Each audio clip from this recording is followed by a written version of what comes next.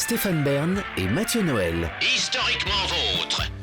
Ils font partie de notre quotidien, les graphiques en camembert. Mais une seule personne au monde a eu l'idée d'interroger l'origine de ces graphiques, c'est évidemment notre David Castello-Lopez. Oui. Vous me disiez l'autre jour, Mathieu, David, tu parles quand même beaucoup de toi dans tes chroniques. Hein, et c'est vrai, c'est vrai. C'est vrai, je parle beaucoup de moi.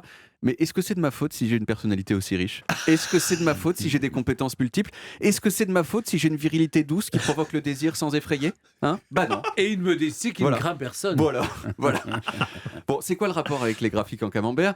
Eh bien, le rapport, c'est que je vais encore une fois vous parler de moi pour vous dire que j'ai été très brièvement spécialiste des graphiques en camembert et plus généralement des graphiques tout court, puisqu'il y a 12 ans, je me suis passionné pour le journalisme de données, le data journalisme, qui est un journalisme qui met en forme des bases de données pour faire apparaître des faits. Et j'ai notamment réalisé avec un camarade pour le journal Le Monde une carte interactive du chômage en France qui a marqué les esprits d'une petite demi-douzaine de personnes, dont moi, mais quand même, c'était un moment important de mon existence. Tout ça pour dire que grâce à ça, je sais depuis quand ça existe, les graphiques en camembert. Bon, déjà, rappelons ce que c'est qu'un graphique en camembert. Un camembert aussi. Un graphique, oui.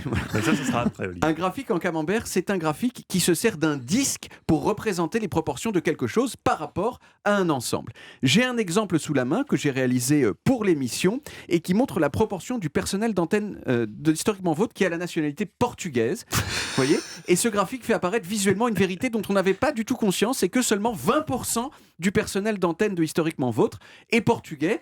Avouez que c'est peu. Mais ça va monter avec ça va Stéphane, peut-être monter. Faudrait bosser. Aime beaucoup le Portugal quand même. Faudrait bosser sur la question et peut-être que vous pouvez m'aider effectivement, Stéphane. Bon, alors à votre avis, de quand ça date les graphiques en camembert ? Comme ça, petite devinette, essayez. C'est Les pas années le 19e. 80. Ouais, Ah oui, d'accord. années Oui, 90 peut-être. Non, Années 70 peut-être. c'est les années 80. Mais vous êtes vraiment en dehors des clous, mais à un siècle, à 180 ans près. Quoi. J'ai commencé par dire c'est pas le 19e. C'est totalement c'est 1801. Dans l'Aurore, il y avait des petits graphiques en camembert. J'ai pas dit que c'était répandu partout comme ça l'est aujourd'hui au 19e siècle, mais la première personne qui a fait un graphique en camembert, c'était en 1801. Comment ? Un fromager. Et il a été réalisé, ce graphique, par un monsieur écossais qui s'appelait William Playfair. William, c'est vraiment un de ces personnages dont on a un peu l'impression qu'ils sont des mash-up de différentes personnes qui n'ont rien à voir les unes avec les autres. Un peu comme le vieux cycliste de 109 ans dont vous nous aviez fait le portrait. Dont on salue la mémoire. L'autre jour, Mathieu, il est mort ? Oui, il est décédé. Je vous l'apprends malheureusement. Oui, ce week-end. Mais il a entendu le portrait, il n'a pas supporté. Oui. Dieu du ciel, c'est très triste. Je ne sais pas si je vais pouvoir continuer, mais bon, j'essaye quand même. William Playfair, donc, il a commencé sa carrière comme assistant ingénieur dans une entreprise de locomotives.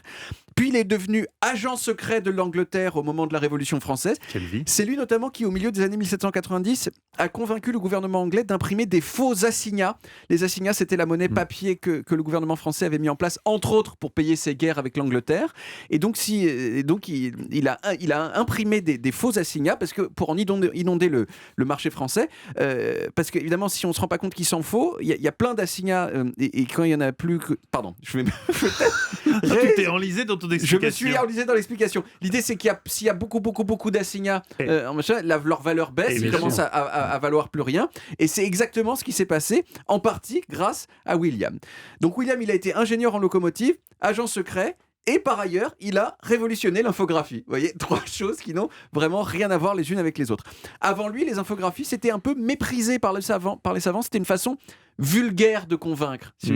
La vraie façon, c'est la rhétorique. Le verbe, on parle, on donne des arguments, et là, les gens, ils disent, c'est super. Éventuellement, peut-être un petit tableau Excel avec des chiffres sur le côté, mais c'est tout. Mais le truc, c'est que ces gens-là, ils n'avaient pas non plus compris que quand vous avez un tableau avec plein de données dedans, eh bien, les informations qu'il contient apparaissent beaucoup plus clairement quand on les présente sous la forme de graphiques. Et c'est William qui a eu cette idée-là de les transformer en graphiques. Et il a publié des ouvrages où il comparait les caractéristiques des nations avec des infographies. C'est lui qui, en 1786, a inventé les histogrammes et les graphiques linéaires. Qui sont en gros les deux autres grandes catégories de graphiques très connues. Et en 1801, il a publié le premier camembert de l'histoire du monde, qui représentait, bon, c'est un petit peu précis, hein, les proportions des possessions de l'Empire ottoman par continent avant 1789. C'est-à-dire, genre 60% de l'Empire ottoman c'était en Asie, 25% en Europe, 15% en Afrique, etc. Et donc c'était le premier graphique en camembert de l'histoire du monde. C'est ça. Et ça a été repris petit à petit par tout le monde jusqu'à devenir aujourd'hui un incontournable d'Excel qu'on a tous, peut-être pas tous, utilisé au moins une fois. Je dirais plutôt de PowerPoint que d'Excel. Parce que Oui. Excel, c'est pas le tableau pour faire la comptabilité. C'est mais il y a aussi on peut en extraire. Ah oui, d'accord, on peut faire des J'ai voulu graphiques être aussi. pointu, avec mais ça. j'ai juste révélé que j'étais aussi nul en Excel qu'en PowerPoint. Mais aujourd'hui, le graphique en camembert est très critiqué. Il y a plusieurs spécialistes de Comment ça l'infographie qui disent que c'est vraiment le graphique le plus nul de tous les graphiques et qu'il faut jamais l'utiliser. Et c'est dur de ne pas être un petit peu d'accord avec eux. Pourquoi ? Eh bien, entre autres, parce qu'un graphique en camembert, ça ne fait pas clairement apparaître le classement des proportions les unes par rapport aux autres. Quand même, on s'en rend compte, justement. Mais un petit peu, mais Oui. ok. Alors, mais parce que vous êtes obligé de les chercher du regard. Ouais. Parce que, Ça alors, dépend des couleurs, vous mettez. non, mais effectivement, avec un graphique comme ça, c'est très clair parce qu'il y en a que deux et il y en a une qui est vraiment beaucoup plus grosse que l'autre. Mais s'il y en a 60 et que les différences ne sont pas très oui, grandes, ça marche vous pas. êtes dans la merde. Vous êtes dans la merde. Alors qu'un graphique en barre, ça le fait beaucoup mieux apparaître puisque vous pouvez les classer de la plus grande à la plus petite. Dans tous les cas, moi, je voudrais dire aujourd'hui merci à William Playfair qui a quand même, qui m'a permis déjà d'avoir un petit travail, une petite douzaine d'années, et en plus qui fait que maintenant on a des phénomènes qui apparaissent vraiment beaucoup plus clairement grâce à lui. Mais le monde est plus simple grâce au graphique en camembert. Hein, Olivier, vous moi, le camembert, je vais me contenter gourmandise. de le manger. Oui, vous vous en foutez. Et en fait. d'ailleurs, voilà, je fais partie des 95% de gens qui mangent le camembert en entier.